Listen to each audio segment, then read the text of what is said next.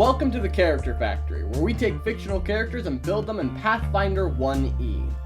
Angela Ziegler, designation Mercy. One of the smartest doctors in the world, she was recruited into Overwatch to become the head of medical research. Mercy developed her Valkyrie Swift Response suit, which helped her become the frontline healer she is today. For this build, we need to be able to fly around to anyone in need of our powerful healing, and that's it, really. Mercy doesn't really have that many gimmicks, she floats around and heals. So if you're going to play this character, you'd better be ready for a one-trick pony. Role-playing can always spice up a character, though. We'll be using 20-point buy for the build. Strength is 7. You don't really do any heavy lifting, or anything really worth putting points into strength for. Dexterity is 12. You're fairly agile, but nothing incredible. Constitution is also 12. You don't really have that much health to work with, but you're far from the weakest character in the game. Intelligence is 7. Being the smartest doctor in the world does require some amount of smarts. However, Wisdom is 16, since Heal is a wisdom skill in Pathfinder, as well as being the main casting stat out of this build. And Charisma is 14. You're a very kind woman, you have to be persuasive to keep patients calm. Plus it helps with class features. Mercy, despite all of her self-inflicted medical experiments, is human, and as such gains a bonus feat, an additional skill rank each level, and +2 to any ability score of our choosing. Make it Wisdom, since we need that to be kinda high. Our traits are Beacon of Faith, which lets you treat domain powers and spells as though they were 2 levels higher, and Magical Knack, which lets us choose one casting class, which will be Cleric, and gives us a +2 trait bonus to our caster level for that class. The catch is it can't raise your caster level above your hit die, so it's only useful once you multi-class. Our first level is Cleric, since they're some of the best healers in the game. We'll also take the Merciful Healer archetype to make our healing even better. For now, the archetype gives us Combat Healer, which lets us make heal checks and cast healing spells without provoking attacks of opportunity. Clerics normally gain 2 domains, but since we're a Merciful Healer, we only gain 1, which is the Healing domain. This gives us the Rebuke Death ability, which lets us heal someone below 0 HP for 1d4 plus 1 for every 2 cleric levels you have. Remember, you are treated as 2 cleric levels higher for this effect. Good aligned clerics also gain Channel Positive Energy, which causes a burst of energy that can heal living or damage undead. However, since we are a Merciful Healer, we can only use it to heal. It heals 1d6 at first level and increases the higher level you are. Clerics also have Spontaneous Casting, which lets them change any spell they have to a cure spell of the same level. This is what you're going to do most of the time.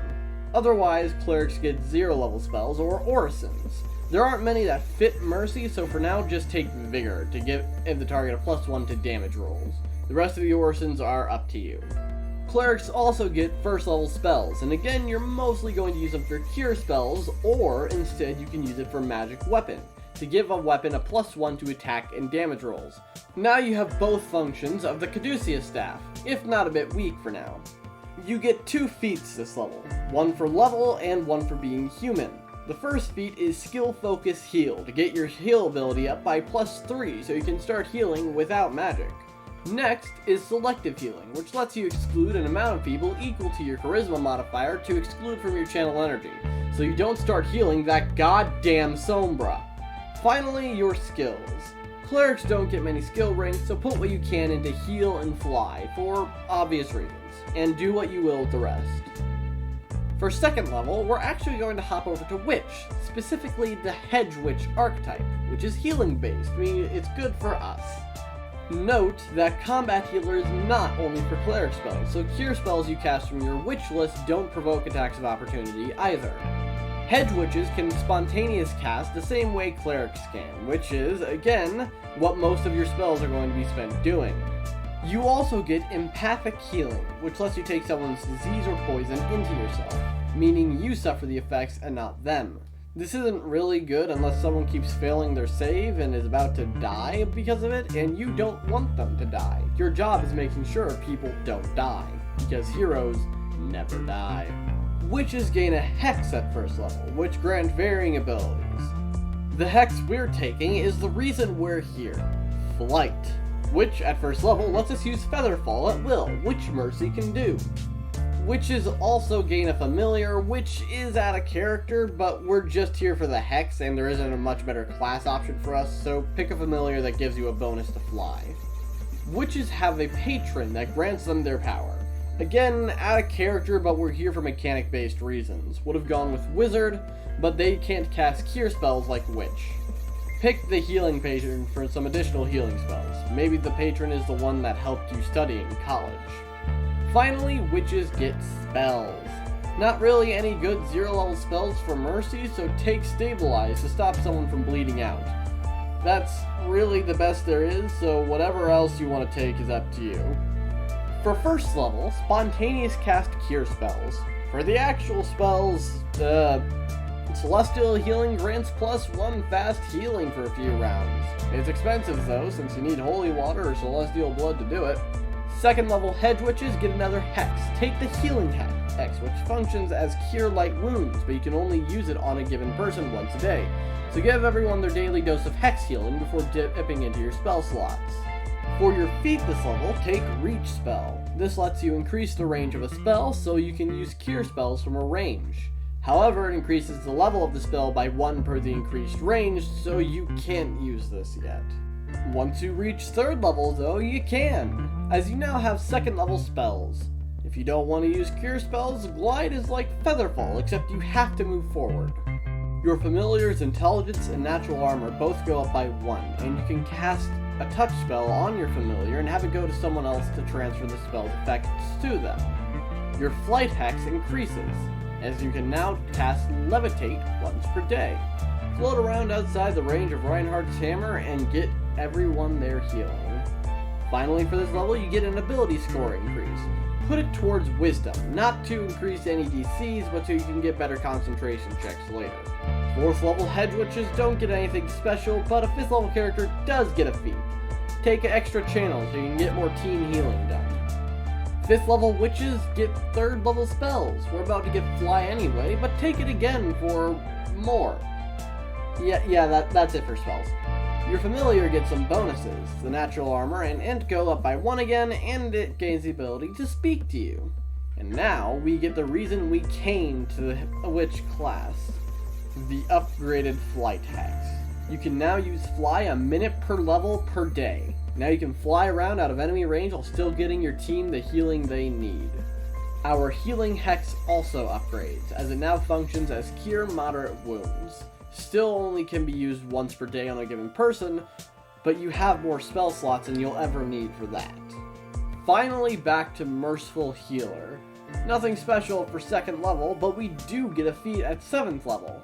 Take Channel Ray for more ranged healing, but it's probably better just to use your regular channel. 3rd level clerics start getting more interesting stuff. Channel Energy increases to 2d6. They also get 2nd level spells. Start with Bull's Strength to give your melee folks some more damage output, and Cat's Grace for the folks who use Dex for damage. Now you get Merciful Healing, meaning you can choose to remove Fatigued, Shaken, or Sickened from any one target in your channel range. You can only choose one condition when you reach this level, and you have to stick with that choice. Finally, we get another ability score increase. Put it to Wisdom again to round it out. Another feat this level, take Channel Surge to increase the healing by spending 2 channels for when the team gets really low. 5th level Merciful Healers get 3d6 for their channel energy and 3rd level spells. There aren't really any good 3rd level spells for you, so just burn them all for cures. Now at 6th level, we start getting into the really fun stuff. Healer's Blessing, which empower all cure spells you cast, meaning this affects your witch spells as well, which adds 50% to how much they heal. You also get to choose another Merciful Healing ability, which can either be one of the first 2 from 3rd level, or Dazed, Diseased, or Staggered. You can only choose to remove 1 condition at a time, but now you can remove it from 2 people. The ability isn't great, but it can come in handy. Finally, this level, we get another feat. Take Reviving Channel for your first taste of res. The channel only affects a single creature, but restores them to 0, and then does the actual channel healing. This level, channel energy goes up to 4d6. We also get 4th level spells. Not much. Take Persistent Healing for fast healing and some status immunities, and Celestial Healing for better fast healing. Last thing this level is another ability score increase, but this time put it to Dex, so you can start getting your AC better. Not great, but better. The last class ability for this build, True Healer, lets you re-roll any ones you roll while channeling.